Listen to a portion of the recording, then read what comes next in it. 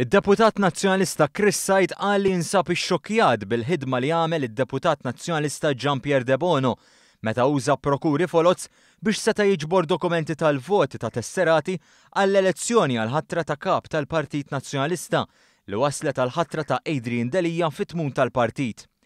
De Bono li ħadem qatih għal Delija ġie kkundannat bl-aħrax miċ-ċermen tal-Kummissjoni Elettorali tal-Partit Nazzjonalista Joe Borg li ddeskriva l-manuvri li saru bħala ħadma minn uffiċjali għoli tal-partit. F'rapport f'The Times jingħad id-Deputat Nazzjonalista jista' jaffaċċja azzjoni dixxiplinarja wara li ġie kritikat bl-aħrax għal mod kif mexxa s-sistema ta' ġbir ta' voti matul l-elezzjoni. Dan ikkonfermah il-kap tal-Oppożizzjoni Simon Busuttil u s-Segretarju Ġenerali tal-Partit Rosette Take. Busuttil qal li l-kwistjoni inkluż l-imġiba ta' De Bono se jkunu fuq l-aġenda tal-laqgħa tal-Kunsill Amministrattiv li jmiss. B'reazzjoni għal dak żvelat, id-Deputat Nazzjonalista Jean-Pierre De Bono ċaħat li għamel xi ħaġa ħażina. Qal li l-an tiegħu kien li jqassam kemm jista' dokumenti tal-voti lill-anzjani, irrispettivament min kien il-kandidat favorit tagħhom.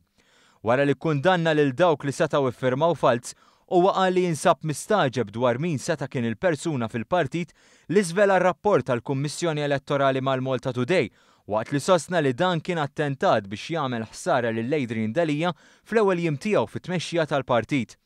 Meta kkuntattjati, Busuttil u Take innotaw li r-rapport ġie għall-attenzjoni tagħhom lejlet l-elezzjoni għall-ħatra tal-kap u tnejn qablu li l-elezzjoni ma kellix tiġi sospiża.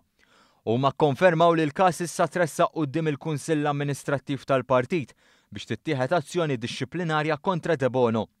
B'reazzjoni għal dak żvelat, id-Deputat Nazzjonalista Awċi Chris Said qal li kien ixxokkjat b'dawn l-iżviluppi. Huwa qal li sar jaf bil-ħadma ta' De Bono mir-rapport fil-midja.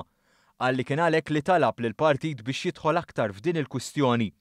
Said li telef ma' Delija b'distakk minimu ta' 800 vot f'elezzjoni li ħadu sehem fiha 15,000 tesserat, qal li l-partit għandu jinvestiga jekk dan kienx inċident iżolat jew jekk kienx prattika mifruxa.